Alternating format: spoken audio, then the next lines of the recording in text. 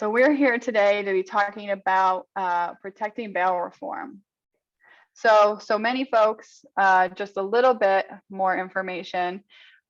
We have a whole legislative agenda that's focusing on civil rights, right? That's, oops, wrong button. That's focusing on decarcerating and bringing justice to our state. However, our opponents, right, have been working really, really hard to roll back bail reforms that we won a few years ago. We're going to go into the detail of it. So our priorities have shifted as much as we are still focusing on things like clean slate legislation and parole reform and ending forced labor in prisons. We want to really ensure that folks understand this fight for protecting bail reform. So that's what we're going to be highlighting today. We're going to go into like the history of it, right? The history of the decades that brought us to this place of mass incarceration. We're going to then talk about the bail reforms in particular, what we won, what was already a little bit rolled back, and where folks want to go with it now. And then, like I said, we're going to practice. We're going to practice lobbying and talking in value statements. So we've got a lot to kind of go through tonight, but like it'll be great. I'm really excited about it. So yeah, I'm going to get into it. So here at Citizen Action, we're launching our justice agenda. In 2022, we're talking about the interconnectedness of issues that affect our daily lives. Right? Like we know that where you live determines where you can go to school, right? How far you go in school affects your long-term health. Your ability to find affordable healthcare affects the very length of your life. So if we care about one of these things, we have to care about all of these things. You'll hear me talk a lot about racial capitalism as we talk about this, right? This system that is keeping folks down so the few at the top can maintain their wealth and maintain their power. And they use race as a #1 way to divide folks, right? So we're going to talk about that as it pertains to the bail reforms, right? But first, I really want to practice one thing that kind of maybe leads with a vision instead of moving right into the material. So for the first thing I want to ask is for folks to write into the chat, what are some things that truly make you feel safe? Put that into the chat if you can. They can be things in your neighborhood, your family, right? Small things, big things. And not even a complete sentence, right? Just green spaces. I see Kelly writing, yes. Family and friends, Simone says. Yeah. What are some other things that make you feel safe? Animals, warm homes, stable source of income, secure housing, trusted neighbors, knowing my neighbors have basic services and housing. Yep, old books. I'm loving Kelly's. Kelly's like really getting into it. Right? Home, garden, dogs, right? Those things in your daily life that you interact with. Community gardens, bookstores, right? So much of what we know and what y'all are saying right now. Eyeglasses. Yes, I thought I lost mine earlier today, and I was like, I can't do this workshop, right? Lots of privilege, right? Being an old white woman. Yeah, that can make you feel safe. Absolutely. Close friends, home, quiet. Thank you so much. Keep them coming. From these examples right here that people are saying, as well as just things that we know and we've seen and research has shown, is that the safest communities are the ones that are not over policed, but the ones with the most resources, right? The ones with the most stability, the ones with the most community resources and community centers. Here at Citizen Action, we talk about how decades of disinvestment in Black and Brown communities has led to under-resourced and over-policed communities that continue to be preyed on by our criminal legal system. Community investment, investments in housing, public health, and other social services are the best response to the root causes of harm and what people in our communities actually need, right? These things that y'all are talking about, community gardens, right? That was a beautiful one. Green spaces, some folks said like community resources or community centers, right? Bookstores, all of these things. Those are the things that make us feel safe and that build true community safety.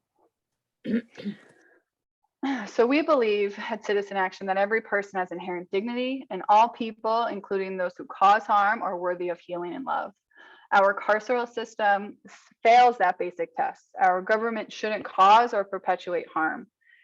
Its actions should be grounded in a concept of safety and fairness for everyone. That's how we build the common good so we can all thrive, right?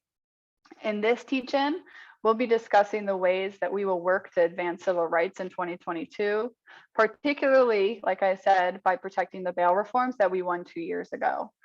We have a lot to say about what's not working in our criminal legal system, but I wanted to take this moment and read this out loud to choose to start with the vision of the world we want to live in, a world we're building by working together today. And we've got to know where we're heading, right? We've got to have these conversations so we can recognize what we're fighting for.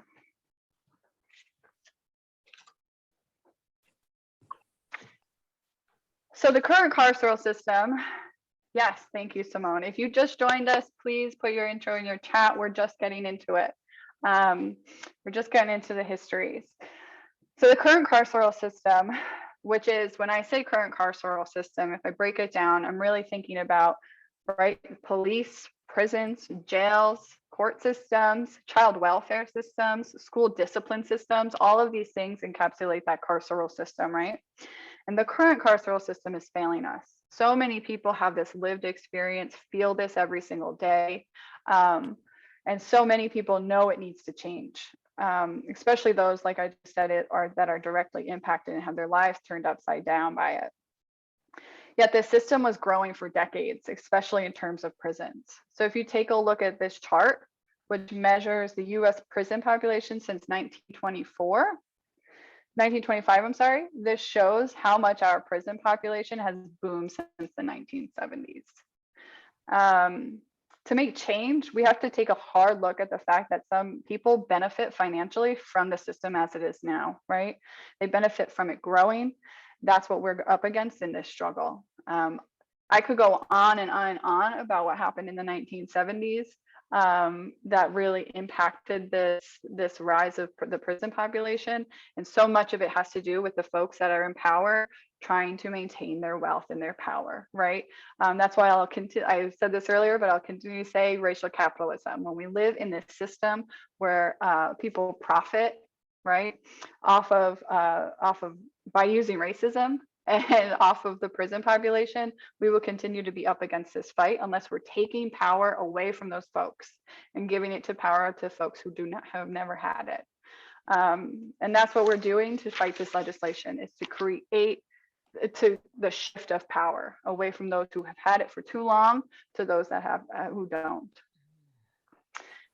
So the prison population began to grow wildly in the 1970s when politicians from both parties used fear and thinly veiled racial rhetoric, what we call dog whistles, to push increasingly punitive policies. So everyone here has heard that slogan, tough on crime, right?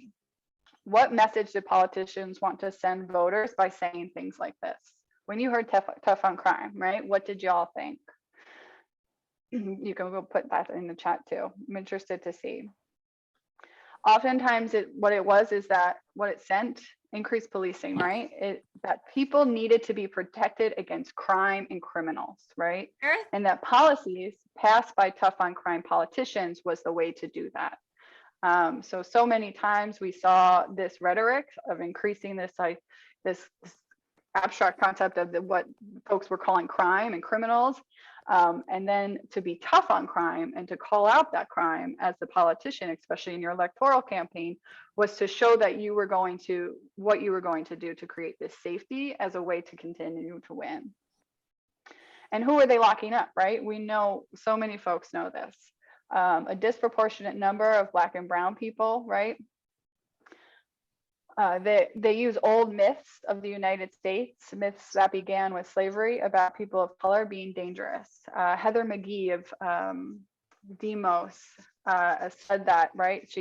To stoke fear, especially among white Americans, those in power use the fear of people of color to maintain that power.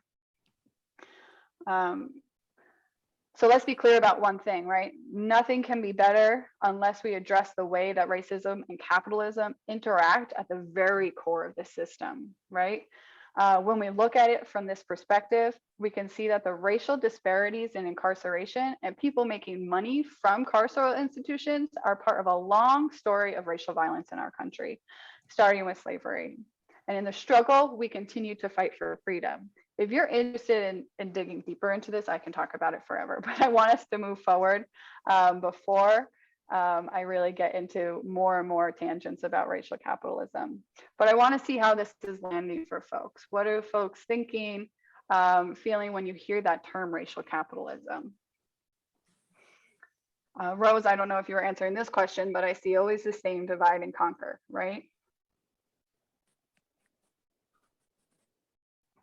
So Moses, I'm reading, you said we need to take power away from those who have had it for too long. What specific plans are in place to achieve this? So those are what we're fighting for, right? Those are the legislative, the specific packages of bills that we're fighting for. Anytime we at Citizen Action and within our coalition spaces, right? Because we don't do this alone. When we're thinking of what we're going to be fighting for, what bills we're fighting for, like when we won pretrial bail reform, when we're thinking of ending forced labor in prisons, when we're thinking of parole reforms, all of these things decarcerate the system and take away the power from the system as it exists, because it brings folks out of jails, right? It brings folks back into their communities.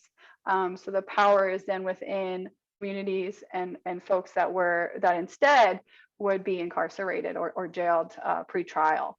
So it's really built into what we think about when we're thinking about legislative actions. Any other thoughts before we move this forward? Yes, Rose, it's really just a form of continued settled slavery, right? Rethinking what power should mean. Yeah. So think about your neighborhood, town, or state, right? What are the current consequences of the current criminal legal system for families? What other ways that you've seen the carceral system, the interconnected roles of those police, prisons, jails, right? The child welfare system and so on. What are the consequences of this system? And what do you see on a daily basis because of this? If you'd like to put that in the chat, I would love to see what you all think. And obviously no pressure to share anything, just wanted to put that out there. What are the consequences of the current criminal legal system for families? Hard to get a job. It's cyclical. There are no structural change to these systems. Yep. Families are being torn apart. It's a revolving door. Yes, criminalization to the deportation pipeline, right? Parents missing from the household, right?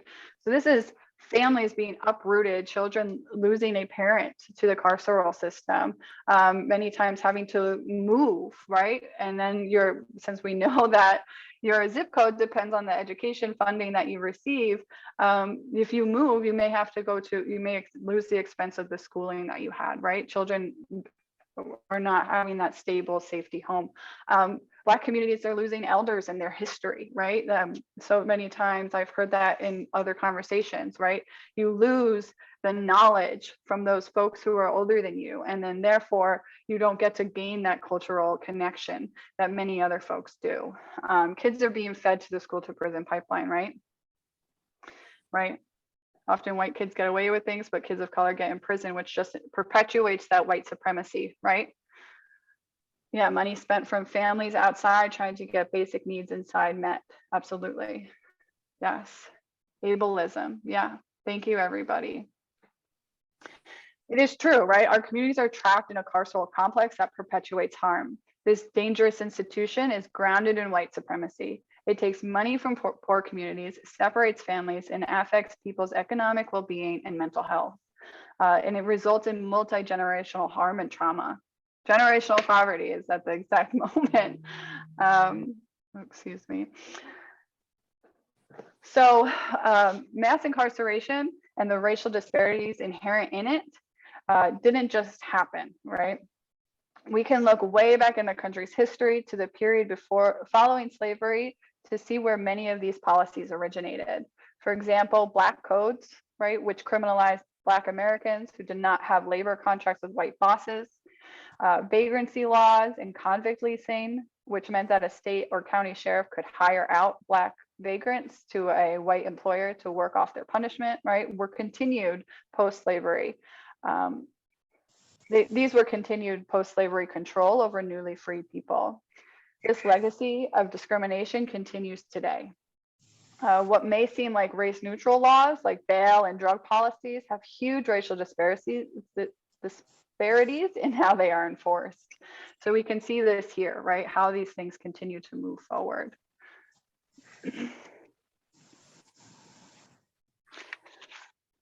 This can feel overwhelming and insurmountable. And it can also take away the impact of what folks are fighting today, right? What coalitions and folks all across the state and nation are fighting today. It is important to remember that throughout the history of this country, people have been organizing, reforming, abolishing, sacrificing, uniting, and carrying on a movement. Movements for labor unions, anti-lynching, integration, voting rights, and legalization all work to end those racist policies. Now we carry on that same movement, right? To change the current system, we have to continue making changes at all levels. Taking power away from the system, like I said, and restoring it to people and communities. Building structures of community safety, accountability, and rehabilitation that actually work. There are several ways we are making those changes in 22, like I said. Citizen Action is focusing on the clean slate legislation, ending forced labor in prisons, ending predatory court fees, protecting pretrial rights, and bail reform, and parole reform. But like I said, today we're going to focus on the really important concept of protecting the bail reform. So I want to land here again. Questions, thoughts, comments before I move forward?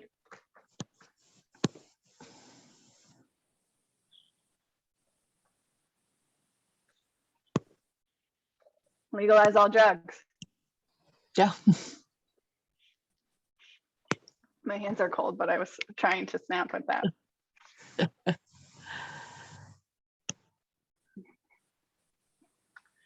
So what is bail, right? A lot of times, especially since it's been a few years and some folks were not, working within the spaces that they maybe are working in now, we're hearing a lot of folks talking about what were those pretrial bails? What happened? Where are we at? What's going on?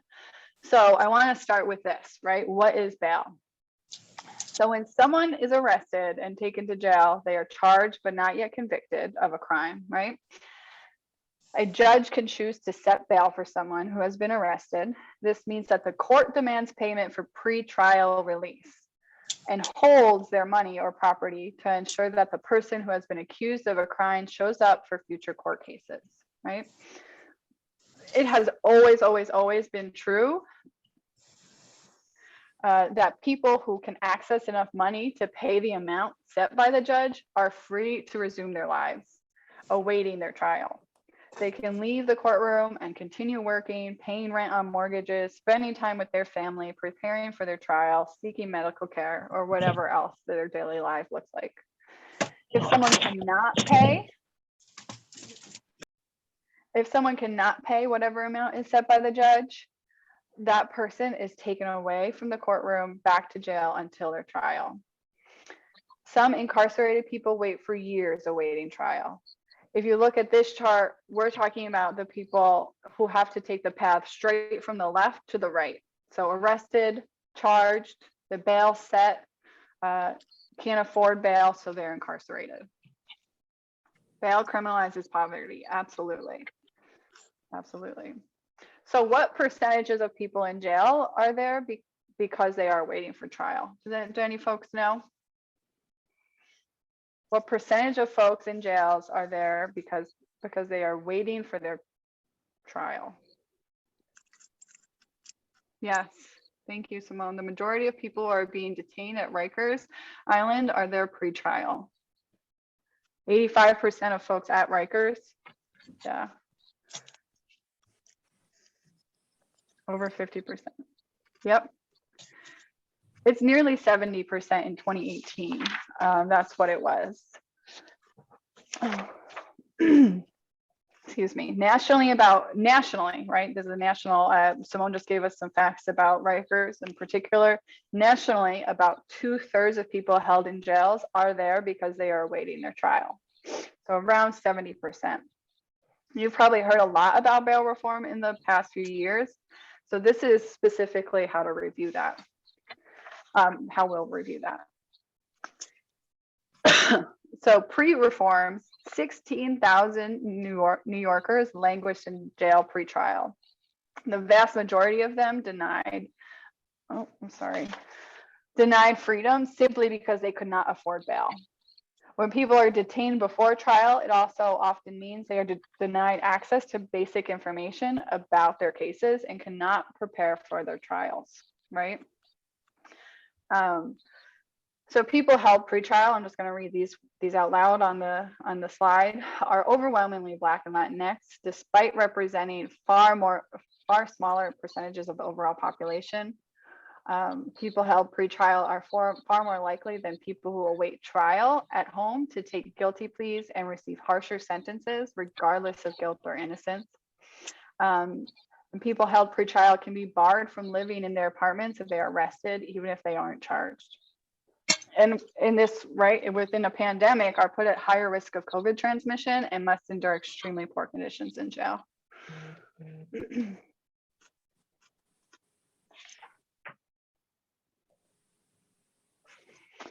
So in 2017, a statewide coalition led by directly impacted people and advocacy groups dedicated to ending mass pretrial jailing launched a comprehensive campaign. So these were folks all across the state coming together and recognizing that we needed to shift this. We needed to move this forward in the sense that we needed to get reforms for the pretrial decision, for the pretrial, I'm not going to say it. I was going to say decision, but that doesn't make sense. New York legislators passed a package of reforms because we won. We won in 2019. In 2017, when the statewide coalition started, and in 2019, we won, and in 2020 is when it was enacted. So our biggest victory was eliminating money bail and guaranteed pretrial liberty for the vast majority of New Yorkers charged with misdemeanors and nonviolent felonies.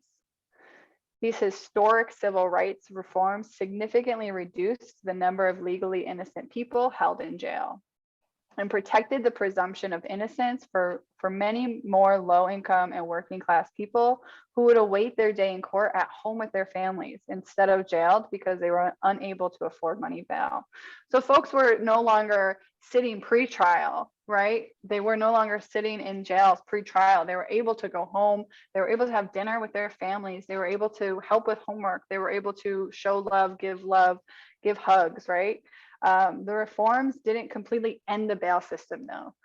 People accused of violent felonies could still be subject to bail.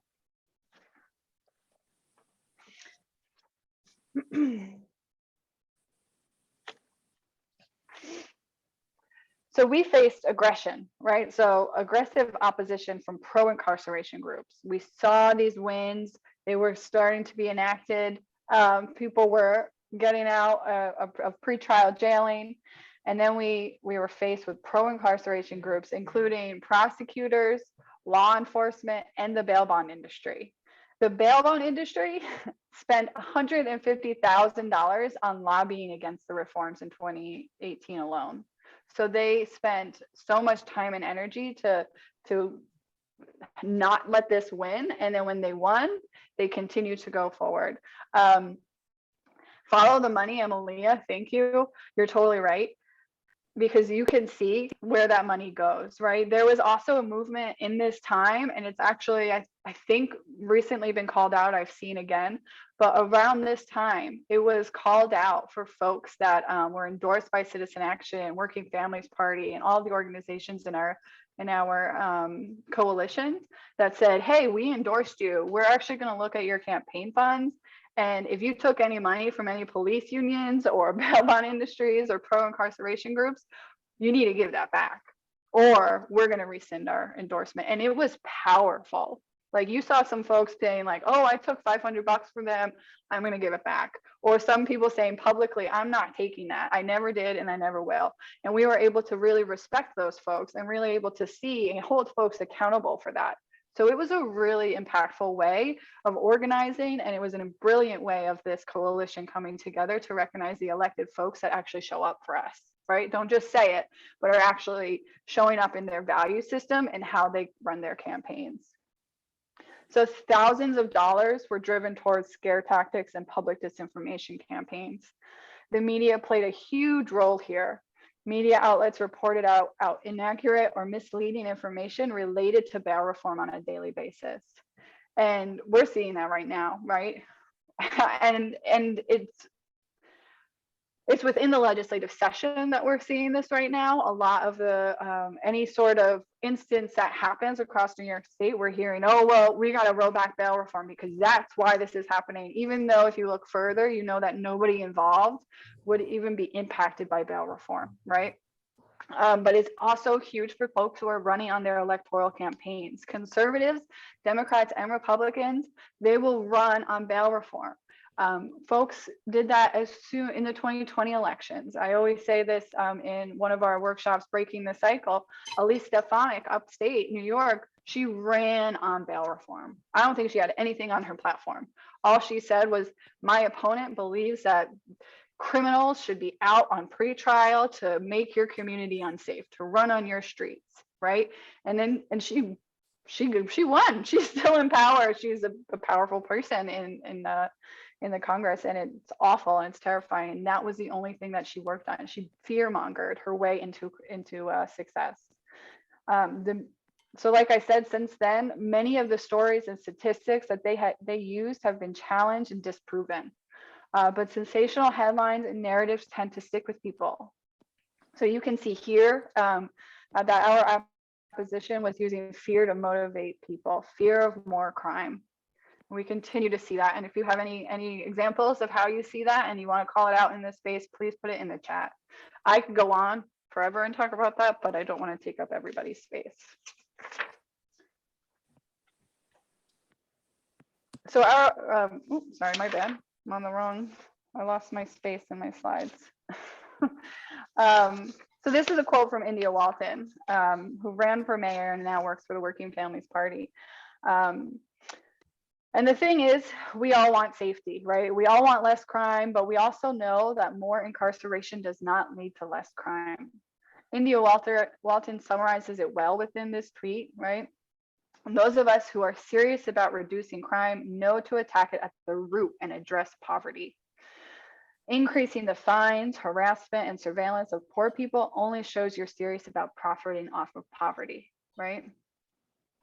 Organizers knew bail was increasing racial disparities and feeding mass incarceration. The safety of communities, including Black, Brown, and poor communities, were disproportionately impacted by violence and disproportionately subjected to the violence and harm of pretrial incarceration, had to be at the center of our decision making. This is an issue of human dignity, right? And we will not stand for this fear mongering.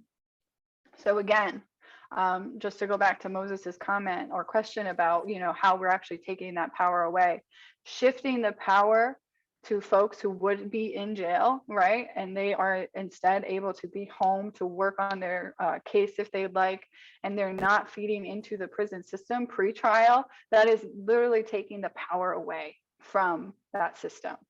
And that's what we've tried to do with all of our legislative fights.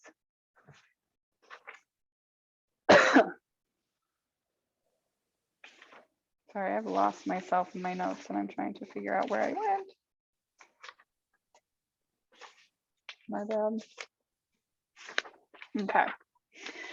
So our opposition's campaign was successful, and the legislature and governor rolled back bail reforms as part of the budget agreement passed in April 2020.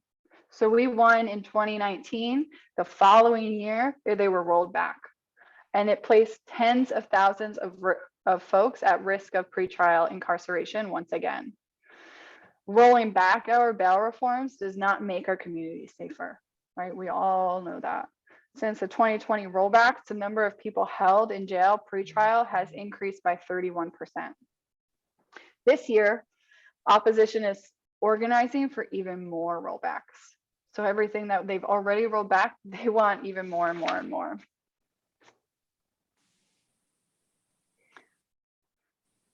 So rollbacks meant that about 25 new types of crimes became bail eligible. So prior to when we won reforms, it made misdemeanors and everything except for violent felonies no longer eligible for bail for pretrial incarceration. You were not able to. They sifted through different crimes and what they decided were crimes and said, oh, this one's going to be bail eligible now. This one is too. So it increased the amount of crimes that someone could be charged with to 15 types of crimes. So that way it increased the amount of people that could be held pre-trial. People with prior felony convictions could be incarcerated pre-trial also. So opponents of our bail reform law claim that the law does not give judges enough discretion on whether to give someone bail. But when the reforms were first rolled back, judges did get more power to decide who is eligible for bail. So for an example of this is that for people who use drugs and who have multiple prior felony drug convictions, the rollbacks incentivize prosecutors to charge a new offense as a felony, even when the alleged quantity and individual history may be entirely consistent with just personal use. And then this person would be eligible for pretrial incarceration. Moses, I believe we'll go into that specifically. And if I don't, so in the chat, Moses asked, do we have any data regarding those who committed crimes after they had been let go due to bail reform? I believe I do have that within here. If not, I can very much get it. It's a very, very low number of folks.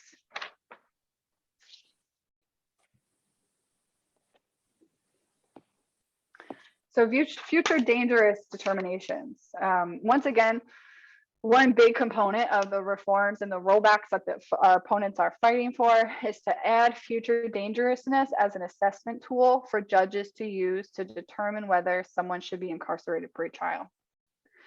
So they tried to add this the last time around, but we fought against it and we won. We prevented them from being able to use future dangerousness. Now they're pushing it again. So when we're talking about dangerousness, we're talking, we see these, ooh, sorry, my screen just went weird. Is everybody able to see my slides still? Yes. I'm sorry, I don't know why. I can see it. Okay, my screen just went like totally white.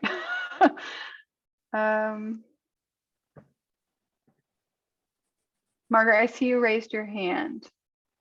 You can come off mute and ask if you have a question while I figure this out.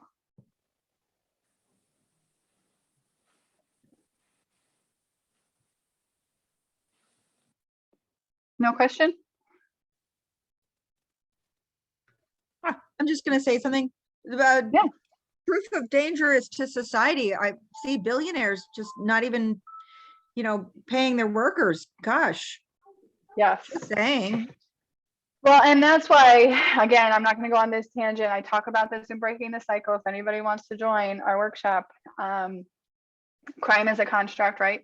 Folks decide that what is a crime and what isn't, and wage theft from billionaires on their workers is not considered one of those crimes, right? So it's an interesting point. Thank you, Emilia. So sorry about my tech issues, but so New York has never had future dangerousness, more aptly called preventative detention sometimes. We've never had that as part of our bail laws, and for a good reason, because preventative detention is and should always remain illegal. Dangerousness is a guess of how dangerous to society someone might be if they are not incarcerated pre-trial. It is not evidence-based. Dangerousness was studied in New York, the state of New York, way back in 1970. And it was rejected because it goes against our very core belief and constitutional right that people are innocent until proven guilty. Future dangerousness determinations do not lead to a reduction in crime, but instead exacerbate racial disparities and increase the pretrial incarceration rate. When there's not evidence, there's too much room for racial bias, right? We know this, we see this. Yet despite all of this, our opposition is organizing and pouring money into a campaign to allow New York State judges to use dangerousness as a way of determining who should be incarcerated before trial, which would essentially undo our reforms and increase the pretrial incarceration rate once again. This year, we've got to protect bail reforms and keep dangerousness out of the legal system once again.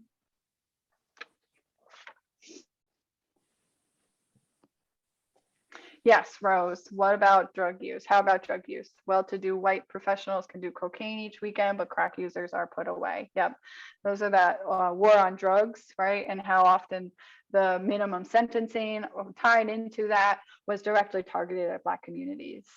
We see that so many times, and again, is why I'll say so many times, crime is a construct, right? What is considered a crime within our legal system was made off of the perception of folks whose major job was to protect capital and protect the wealthy, right? To protect the capitalists and their property, and white people, right? So in order to do that, they created these laws that would continuously harm poor communities, Black communities, and communities of color.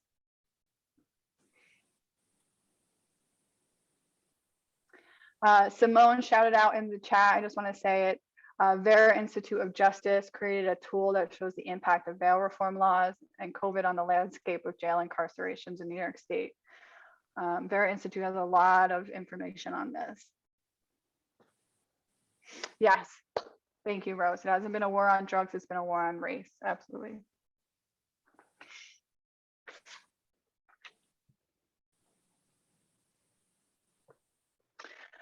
So bail reforms were working. Mounting evidence shows that bail reform had been working ever since it went into effect on January 1st, 2020. And how do we know that? Thousands of New Yorkers, primarily Black and brown New Yorkers, were not forced to suffer pretrial incarceration and instead remained with their families and loved ones as their cases move forward, right? A reality that had previously only been afforded to people with financial means.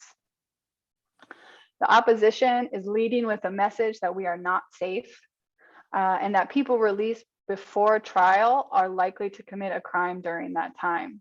We know that this simply is not true. Only 2% of the nearly 100,000 cases related to the state's changed bail laws led to a rearrest on a violent felony while another case was pending. But we can't just lead with statistics, right? We have to lead with our values and our vision. Bail reform is about equity and it is about dignity. By reforming the cash bail system and protecting the reforms we won in past years, we are saying that incarceration must not be linked to someone's ability to pay. Human dignity comes first. No New Yorker should be forced to sit in a jail cell before being found guilty, or at any point, in my opinion. The last end of that sentence, I just didn't need to say. I'm just checking the chat, make sure I'm not missing anything.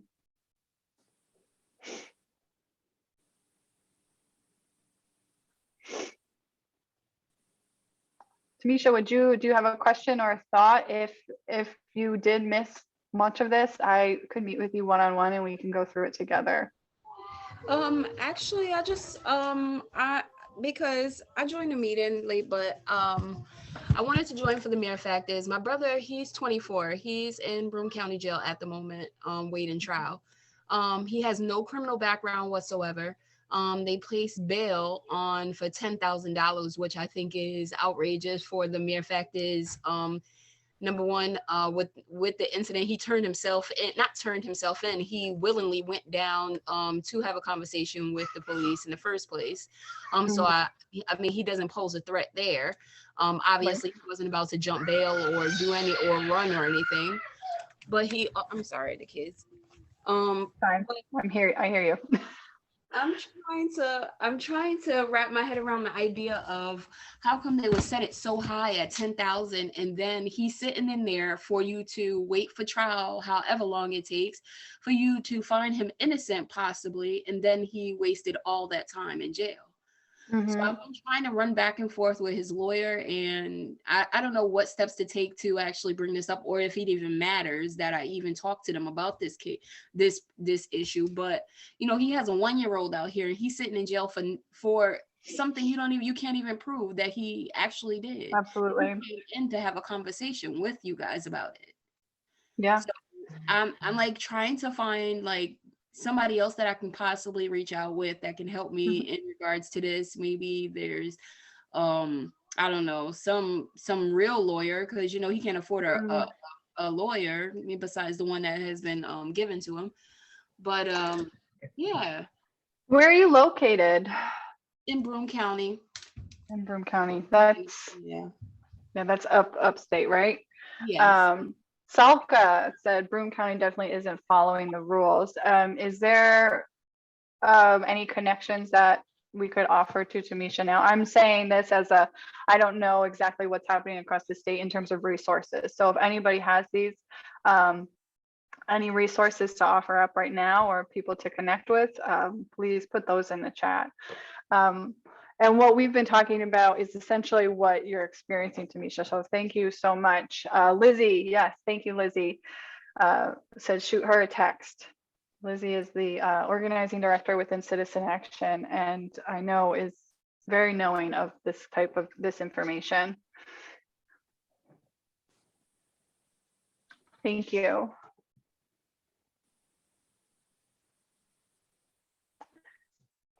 So we see, I want to make sure I'm not missing anything. We know that the current carceral system isn't making us safe, right? Yes, this is real. This is lived experiences, right? This is what folks are facing every single day. And that's why we need to be fighting this, to take that power away from that structure that currently exists, because it's going to continue on as long as folks, as long as they can, unless we put a stop to it, unless we make the noise, we show up, and we have these conversations tonight too. So we know that the current carceral system isn't making us safe. We know that Black and Brown communities continue to endure the harshest consequences of this system. We know how this system has affected our families and communities, and we do have a vision of a better way. So we want to share that across New York State. I'm going to read some of these value statements on this slide right now. And I want you to think about, what do they all have in common, right? What do these all have in common as I read them? Every person, every family deserves to be safe. Working together, we can build a New York State that keeps everyone safe. Everyone, no matter their race, hometown, or the amount of money in their bank account, deserves due process. We can not roll back bail reforms and continue to lock people up before they've had their day in court. Every person has inherent dignity, and all people, including those who cause harm, are worthy of healing and love. So what do those statements have in common?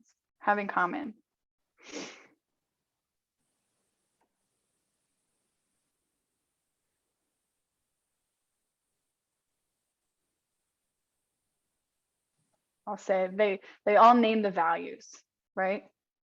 All people have value and deserve dignity, right? They all name the values of dignity, justice, freedom, and safety, which is what,